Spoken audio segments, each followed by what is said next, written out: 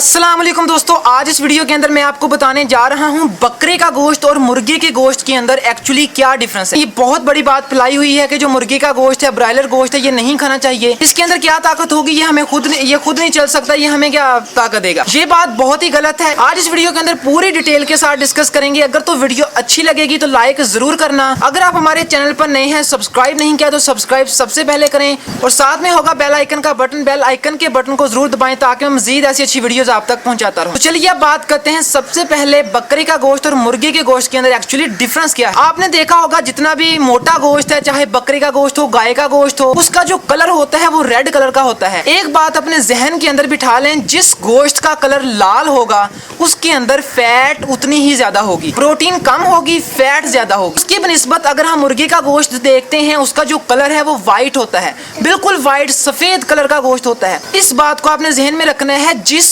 गोश्त का colour white हो, सफेद हो, उस गोश्त के अंदर फैट 0% होती है, 0 ग्राम होती है, होती ही नहीं। उसके अंदर प्रोटीन ज्यादा होती है। जिस गोश्त का कलर लाल होता है उस गोश्त के अंदर फैट उतनी ही ज्यादा होती है। जिस गोश्त का कलर व्हाइट होता है उसके अंदर फैट नहीं, प्रोटीन ज्यादा होती है। अब जो लोग दिल के मरीज हैं, जिन लोगों को हार्ट पेशेंट हैं, दिल के मरीज हैं, कोलेस्ट्रॉल का मसला है, वो मोटा गोश्त बिल्कुल भी ना खाएं क्योंकि उसके अंदर फैट ज्यादा है। अगर दिल के मरीज मोटा गोश्त, रेड कलर का गोश्त खाएंगे, फैट बॉडी के अंदर ज्यादा जाएगी। तो जब फैट ज्यादा गई तो दिल के मरीज तो आप पहले ही हैं, ऊपर से ज्यादा फैट जाने से आपके दिल की जो नसें हैं उनके अंदर वो फैट जमा होना शुरू हो जाएगा, जिससे आपको हार्ट अटैक का लेटर ऑन मसला बन सकता है। सेकंड नंबर पर मोटे गोश्त के अंदर प्योरीन की मिकदार बहुत ज्यादा होती है। ये जो प्योरीन होता है ये अगर आपकी बॉडी के अंदर ज्यादा चला जाए तो इससे आपका यूरिक एसिड बढ़ जाता है। इसलिए जो बंदा यूरिक एसिड का पेशेंट है वो डॉक्टर के पास जाता है, सबसे पहले डॉक्टर उसको मोटे गोश्त से मना करता है क्योंकि डॉक्टर को पता है इसके अंदर प्योरीन की मिकदार ज्यादा है। अगर ये ज्यादा खाएगा इसके अंदर प्योरीन की मिकदार ज्यादा जाएगी और यूरिक एसिड का मसला इसको बन सकता है। इसलिए डॉक्टर आपको मना करता है कि आप मोटे गोश्त से परहेज करें जितना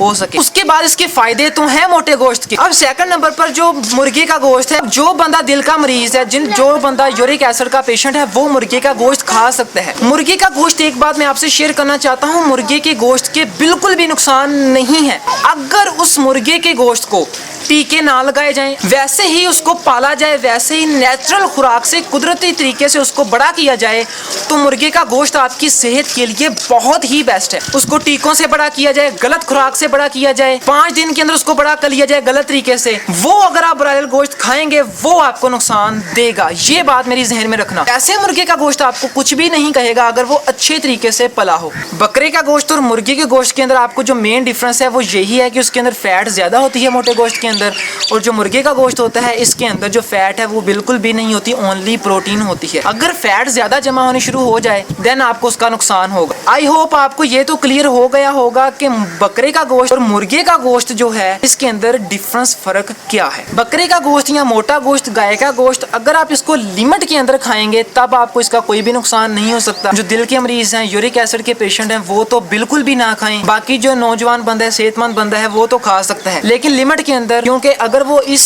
एज के अंदर ज्यादा खाएगा, फ्यूचर में जब वो उसकी उम्र 40 साल से ऊपर होगी देन आपको उसका नुकसान उठाना पड़ सकता है। तो आज के लिए इतना ही, मिलेंगे कल।